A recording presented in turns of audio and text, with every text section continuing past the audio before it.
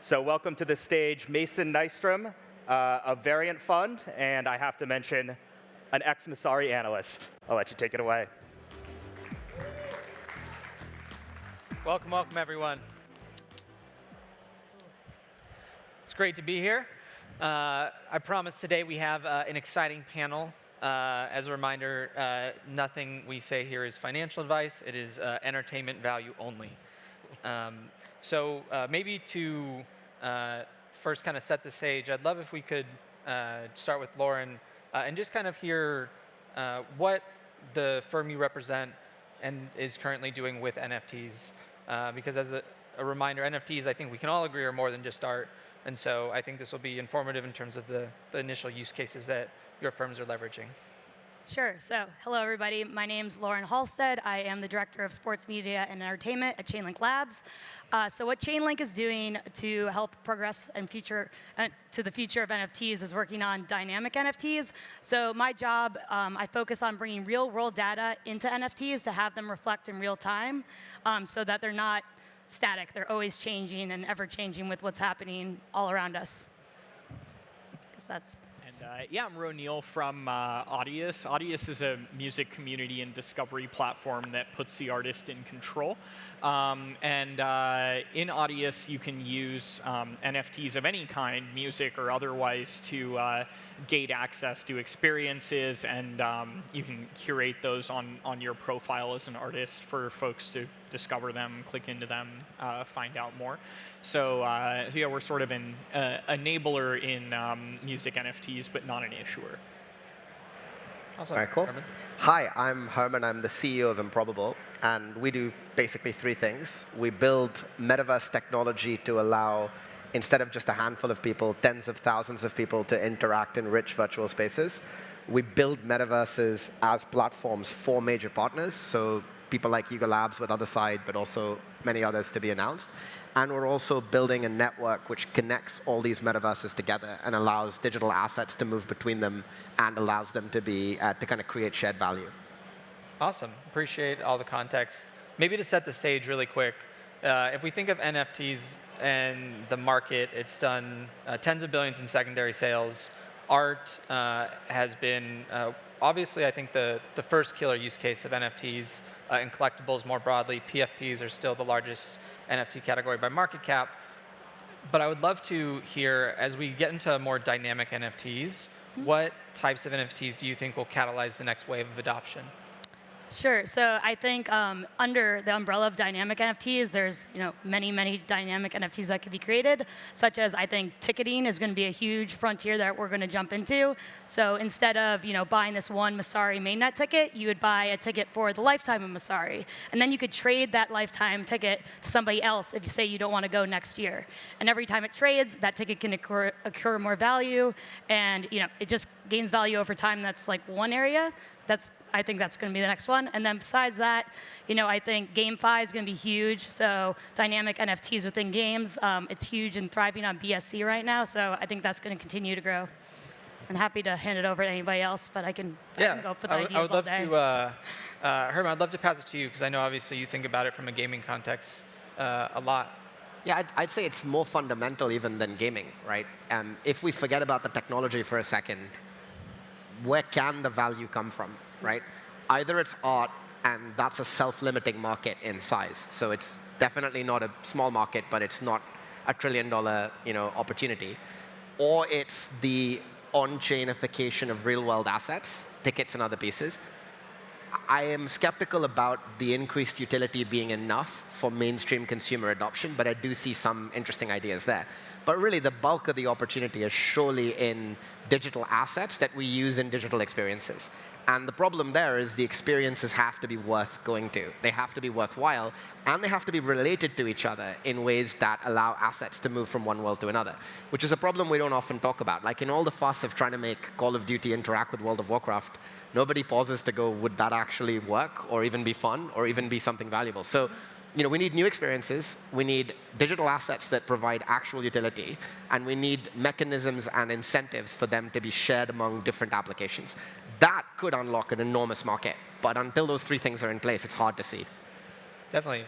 Roneil, I'd love to hear what, from a consumer perspective, in particular you think is coming in terms of like the next mainstream wave of NFT adoption? Yeah, so probably no surprise, I'm very excited about music NFTs broadly, but specifically what I think is really interesting there is if you think about, I don't know, or at least some of the older folks in the audience like myself, when you were kids, you probably collected CDs or cassette tapes or even LPs maybe if you're a little bit more older. And there was something kind of special about that experience, right? Like you'd save up, go to the record store, you could pick like 1 or 2 things a month maybe because they were expensive. And there was a level of care that you had when listening to those things that kind of lost today in music, right? Music is this, it's like as abundant as the water in your taps, right? It's like background noise in a lot of people's eyes. And I think that's really unfortunate, right? But the opportunity to bring back both some sense of scarcity potentially around the ability to listen to a given piece of music and the ability to collect and kind of show through what you collect, what you identify with, what values you care about as a person.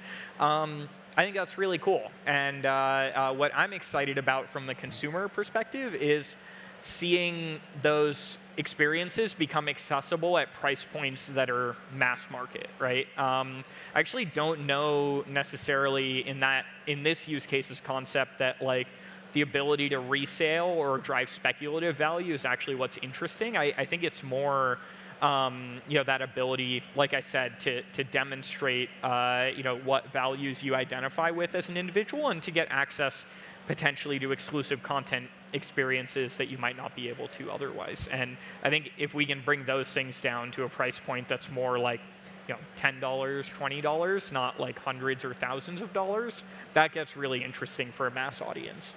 Definitely. So on that note, just one follow-up question right there.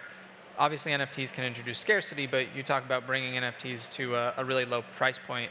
So do you think that both models of scarce editions as well as like open infinite editions have their place, or yeah, do you think one is better than the other? I guess I think both have their place, but I would say specifically when I say scarcity, I mean that there's some cost of entry, right? I don't necessarily mean like scarce supply. I think if you talk to most artists, they want their music to be heard by as many people as they can, right? But they also want to make money and eat food and have a roof over their head. And these two goals are sometimes at odds with one another. But I think there is a point on that price value curve that can maximize income while also reaching as big an audience as possible. So I think they're opposing forces, but there's a way to strike balance there. And I think in today's market, we're way too far out on the cost end of that curve, partly also because of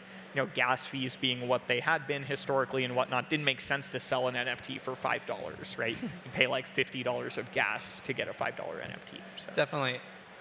I think you bring up an interesting point in terms of how gas fees obviously kind of excluded a large percentage of consumers. Art being a category that maybe those consumers didn't really care because you get a lot of high-value art. As we look at these new types of use cases, are you seeing them emerge on any other types of blockchains besides Ethereum in particular? Herman? I mean, I'd say it's almost inconceivable that a mass market user adoption is going to involve like my grandmother or our families knowing what blockchain something is on, knowing or understanding or caring about wallets or thinking about gas fees. Because these are headaches that don't exist for them when they buy something at the grocery shop, and they're never ever going to accept these new things. So we definitely need to wrap all of this in probably relatively Web 2.0 looking things and be less puritanical about it, I think, somewhat. I think NFTs are going to be the possibility of something being an NFT, being exported as an NFT or being traded is going to be a very important part of its marketing. But a lot of those virtual assets, I see them as a technologist probably just living on databases, right? Even if they could then back onto on-chain information. Mm-hmm. I do see a new wave of chains, though, that are using the Move language. So Mistin and Aptos both have raised a lot of money recently. The promise of both of those companies is that we can have not just very cheap on-chain costs, but we can put a lot more information on-chain. That might start to change the dynamic. These like 4th-gen chains could, but with the current technology, it's just like, I mean, we recently demonstrated like, I don't know, 20,000 people in a virtual world. If every one of those people bought something at the same time, that would max out, the majority of chains that are there. So, it needs to be seen in the light of the reality of the numbers. Definitely. Yep. Lauren, are there any in particular ecosystems that you have your eye on? I would just say, besides Ethereum, I think the Solana ecosystem for NFTs is Oh yeah, I should have mentioned that thriving. as well. But I do agree with you. By the time that most users are going to use the NFT, say it was a ticket, it would just be taking a picture of the ticket itself. Like they won't know it's an NFT. Like that's about it. And nobody will ask any questions. So that's when we see like mainstream user adoption. Until now, I guess Ethereum, Solana. There's a lot of activity on Tezos last year. Near, I see them doing a lot with NFTs. So. Yeah, we'll see how it builds up. Definitely. Roneil, any ecosystems you're in particular excited about? Yeah, I mean, we're very publicly known to be biased here, but the Solana ecosystem, I think, has an undeniable amount of momentum right now. And a counterpoint to you for what it's worth, like Audius today serves over 7 million users every month. All of their interactions are being broadcast on-chain on Solana right now, and that's been possible, right? And it's working. Those numbers make sense, but to handle those 20,000 people, we have to support multiple billion operations a second. If those multiple billion operations, if you exclude position updates, and then you start to think about dynamic virtual objects in the world, so maybe these objects are changing, decaying, interacting, doing different things, I think it is feasible to see a path for the Solana ecosystem or some of the 2nd-gen chains to start to do that. I don't see what the cost benefit is from the perspective of the developer. Like a lot of the other work that we do is with normal game developers. So we support like 60 different games publishers. We work on all the big shooter franchises and other titles. And I get to hear a lot of how they see this stuff. And they're just quite brutally pragmatic about it. They don't see any virtue to something being on-chain just because.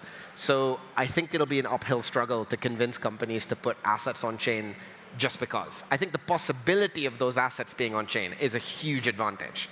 It's a bit like open source software. The biggest consumption of open source software is like in closed platforms. Like Apple uses so much open source software, but the ordinary user doesn't like think about that, right? You don't configure a web server today. Oh, 100%. Yeah, but I agree with you that I should have mentioned Solana. That it's a good. No, and likewise, I couldn't agree more there too. I guess we're just all going to agree with each other here today.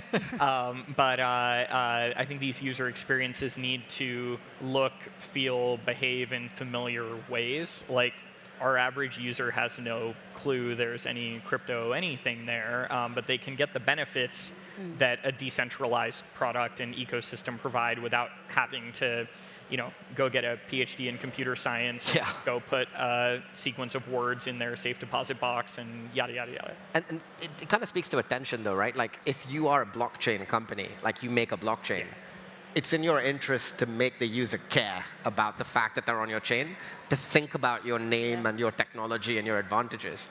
But from the perspective of a consumer application or a user, the last thing they want to do is talk about that, right? Yeah. So it's almost like the company that made the refrigerant in your fridge really wanted you to know about that refrigerant every time you bought an Apple. We need to. I think the second wave of companies that comes into this space is going to have to deal with a very different reality, especially now that there isn't infinite VC money to go into new blockchain opportunities. Definitely. I think one of the benefits of using like NFT language is often that it comes with a consumer element of excitement because it is something new. There's obviously a financial element to it. Do you think that using like the term NFT is wrong from a consumer application marketing standpoint? I don't think that that's a decision we're going to make together. Like a great example is .com. Like that's a really obscure technical thing in some ways. It's a domain name, and like most people in the early years didn't know what it meant, but it stuck, right? www.com. So I think NFT will probably stick as a term to distinguish it from other things. But I think that I don't see that.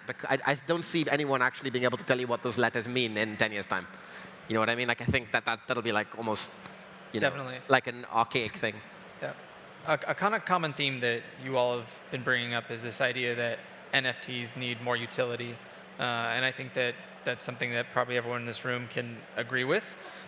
there's been experiments in terms of trying to give NFTs utility, whether it's membership, whether it's governance, whether it's financial incentives, et cetera. Are there any types of utility that you think are most important or will become most standardized over this next wave of NFT adoption?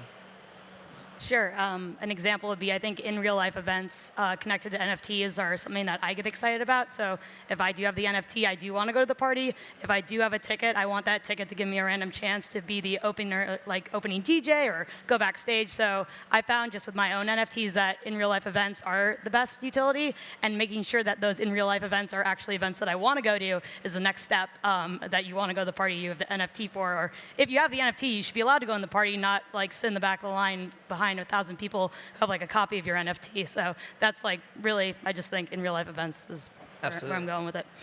Roneil? Yeah, I would really, I think that's a fantastic example. Like the more generalized take being that identity signaling from the NFT when it comes to, I guess I always think from the music context, of course, but as an artist, if you can now like directly identify, who's actually financially supported me because I can see they hold one of my NFTs, or they've potentially interacted with me in some other sets of ways. I should reward those folks because those are my like most important fans or my most engaged fans, right? And that ability to kind of I guess build up some sense of like reputation that's portable between these experiences through the portfolio of things that you've curated or managed over time. Like maybe in a gaming context, it's oh, I'm like I already have like $10,000 worth of like World of Warcraft merch. Like I'm probably more valuable as a user to another game ecosystem than someone who's never engaged anywhere before. And there are some negative aspects to that example, right? Like this kind of self-reinforcing winner-take-all kind of thing. But generally, I think that idea that your identity as a user moves where you move. It's not siloed to these specific experiences, these specific products that you use. I think NFTs are a nexus for that, right? And it's the implementation of that ideal in this context. Yeah, I think you bring up a really important point of composability, of being able to take any user data or attribute and permissionlessly bring them into another ecosystem. I think obviously like gaming is one potential avenue. Are there any other potential use cases where you think that composability is super important? I think as you step away from purely digital assets, you quickly come into the realm where there are already very robust ways for people to keep track of communities, memberships, even tradable assets in different forms. So a lot of the utility that NFTs provide, given the friction they introduce and the costs and new investments companies need to make, because in the end, like all the value has to come from somewhere, right? And the experiences are being built by the content creators and the media companies and the brands and the gaming companies and whoever they might be. And in the end, the consumer is spending money. So I think if we're talking about non-gaming, it's really hard. It becomes really hard to sort of see that.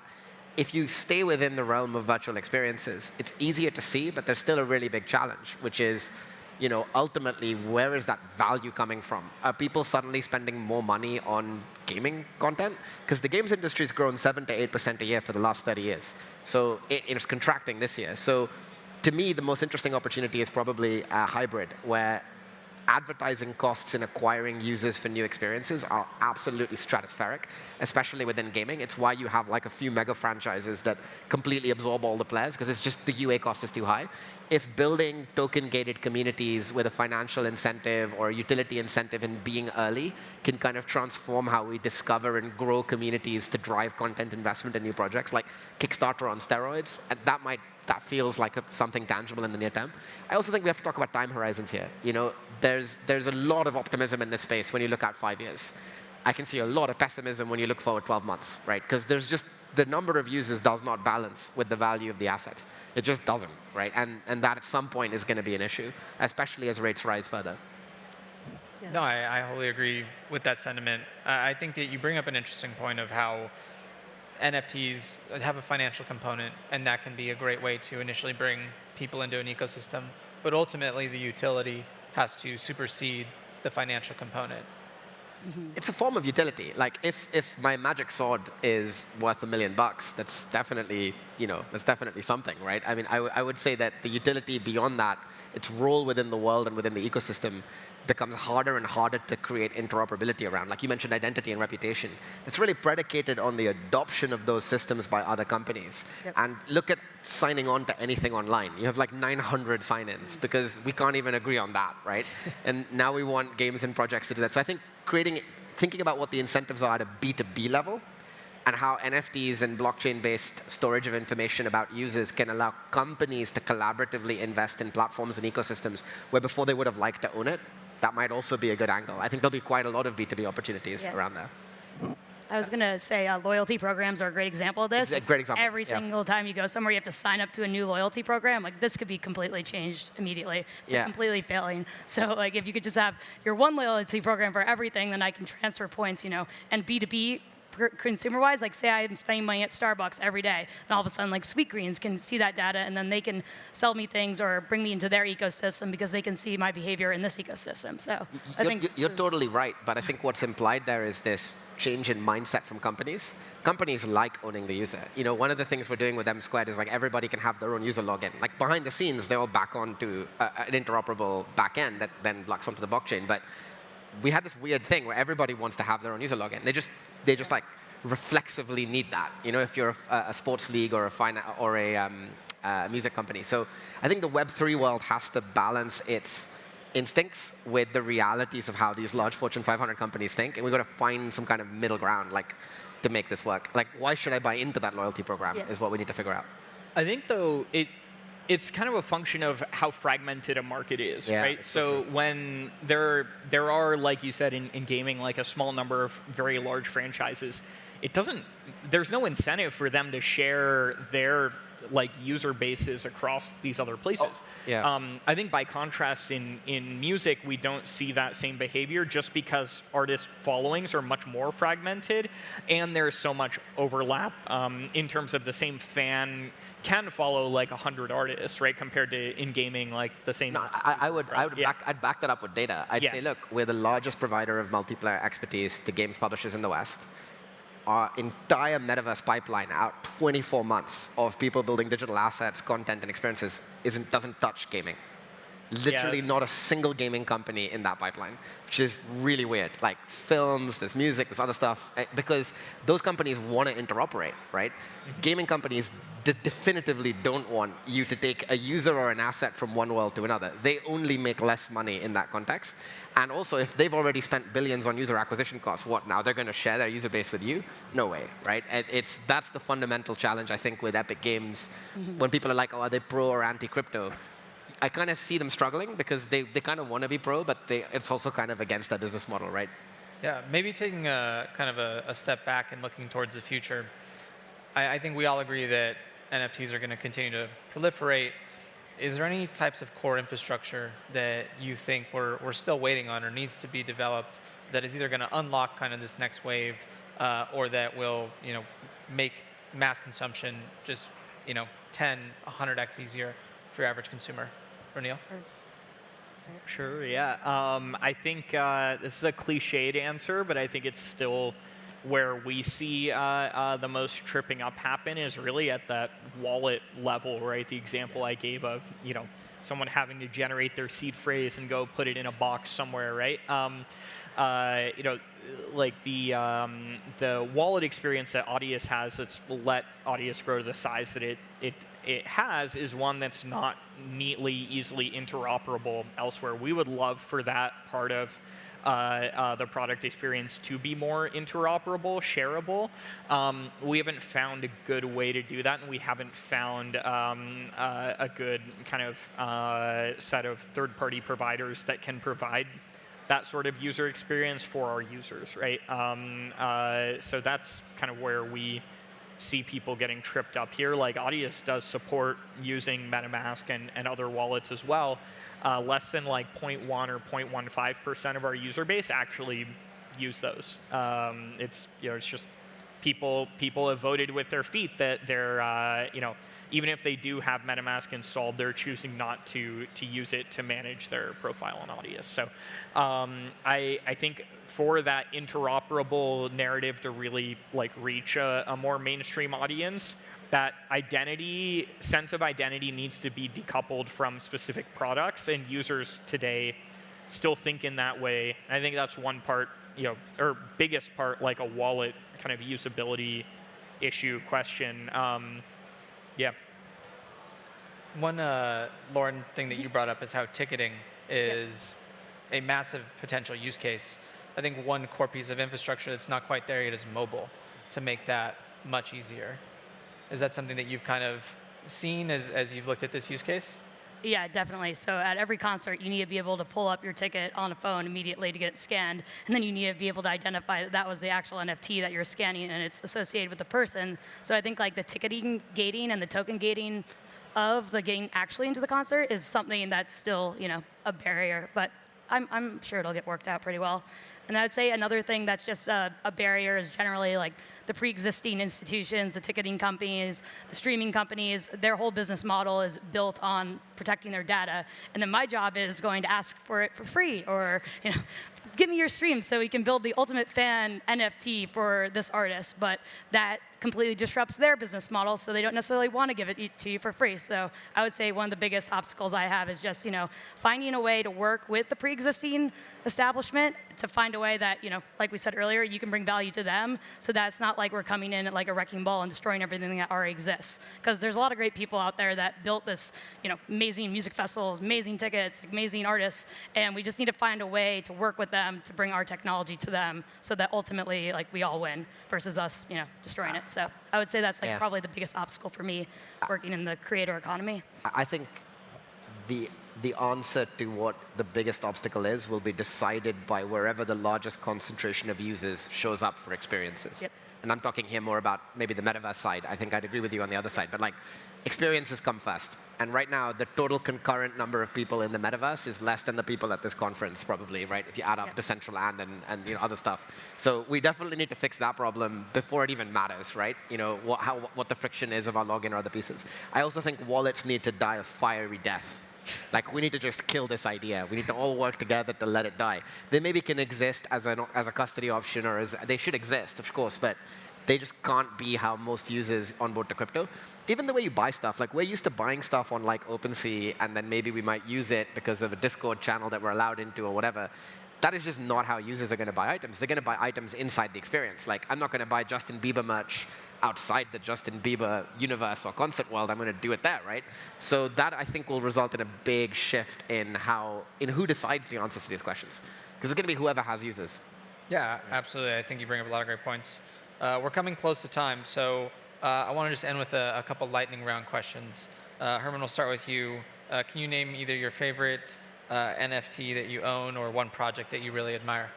I wouldn't talk about any that I own just because we work with so many different companies and I want to just be clear. I will say I am completely biased. I'm an incredibly huge fan of Bored Apes Yacht Club. And even working on the other side, I'm a fan of just the ape community in general. They're just really hilarious people, and their entire behavior and engagement in person and remote is amazing. I just love that. I also really like Artifact. I really like CloneX. I like Benoit and what they've built and how they've built it. And I think the relationship with Nike there really is quite intriguing in terms of where it could lead. So I think those for me are the blue chips. But there's so many other great projects and elements. Good choices. Roneil? Like you, I guess I'm biased towards music things. So I'll mention one that's not music that I love is this Waveform NFT project made by this New Zealand-based artist. I think his name is Caleb, and I just love the art. I think it's beautiful. It's a purely visual NFT, but collection's very cool, and I'm a big fan of his. So yeah. Lauren?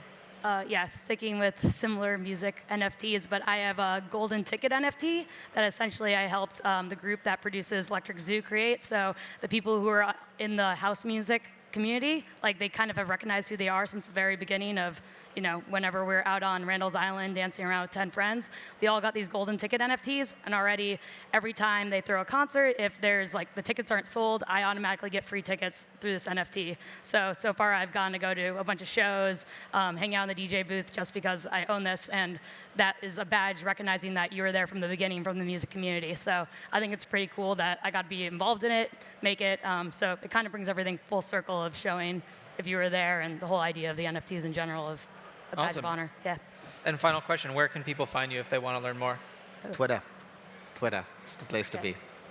I'm honestly pretty quiet everywhere, so follow Audius instead of me. It's Audius Project on Twitter. Yeah, Twitter, I'm Halstead, my last name with Y, and also follow Chainlink Labs. Well, I thank you all for joining me today, and thank you to the audience. Please give these 3 people a round of applause, and the next panel will be up soon. All right.